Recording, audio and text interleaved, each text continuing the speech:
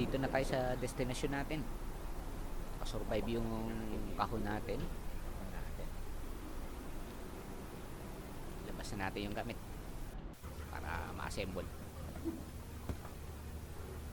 Punta lang kayo sa isang sulok at doon kumilos. So para sa background lang, kaya tayo nandito ngayon kasi isa sa mga bucket list ko is makapag intercity riding ng bisikleta sa ibang bansa. So yung napili natin na destination is dito sa may Taiwan. Meron silang bike route paikot sa buong Taiwan. Tapos sabi nga nila biker friendly daw dito sa Taiwan, so malalaman natin. Then para makapag-prepare dito dahil IT yung trabaho ko, maghapon ako nakaupo lang kasi, no? So ang ginawa ko is bike ng konti kahit 2, 3, 4 kilometers per day. Pag hindi makapag-bike, sakay sa treadmill. So ito na yung bagahe natin.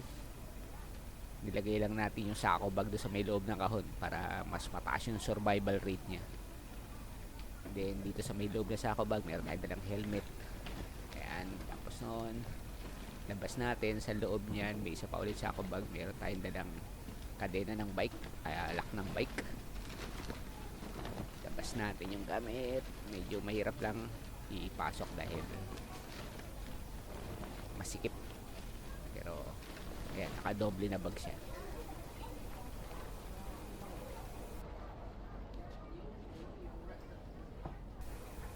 For some frequently asked questions, pinaka-common na unang tanong is, pwede bang isakay yung bike sa plate?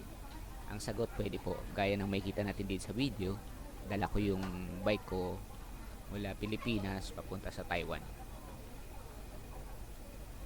May ekstrang bayad ba?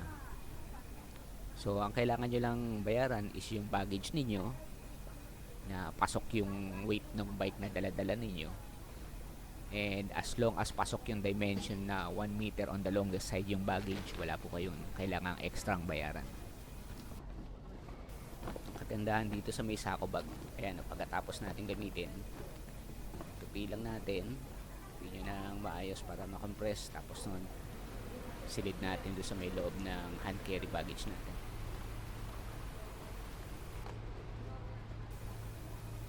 Need ba i-declare na bike ang nasa baggage? As long as hindi naman controlled substance yung dala-dala ninyo, hindi naman siya illegal, hindi nyo kailangan sabihin na bike yung dala-dala ninyo. Sabihin nyo lang na gamit nyo yan. Need ba ng special packaging? Hindi rin po. Nung papunta ko, nakalagay lang siya sa sako bag sa loob, tapos nilagay ko sa kahon.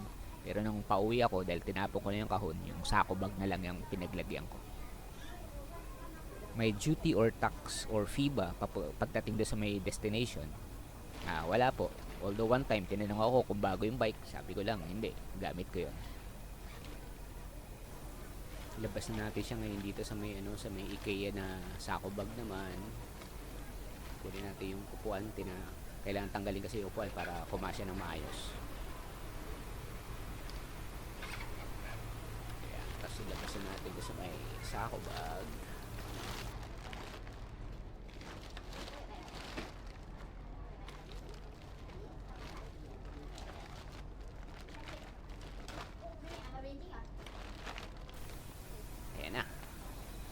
Kagandahan dito sa tripod nga, pwede natin pagulong-gulungin yung bike na parang maleta.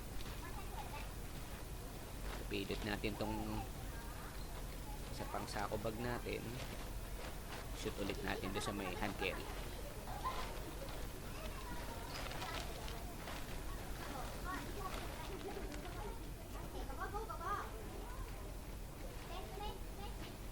Yung saplot nga pala ng bike, kailangan yan kasi pag hindi kayo pinasakay ng train, gustong nakabalot, ayan, susuksok nyo lang yan. Luggage cover lang yung ginamit ko dyan.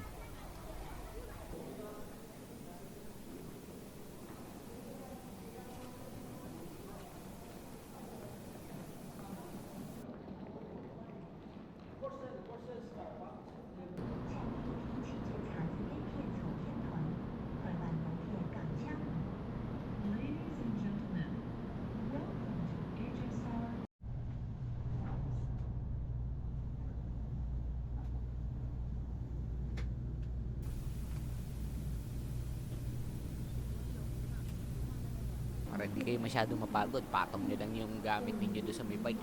Tapos tulak. Convenient, di ba? Ito yung setup natin kapag naka-assemble yung bike at nakapatong yung bag natin.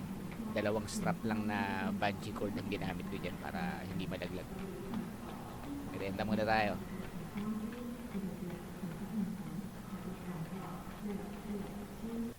Let's go! Kita-kits ulit sa susunod na installment na tong video na to. Bye-bye! FTO out! Like, comment, subscribe. Like, comment, subscribe. Like, comment, subscribe.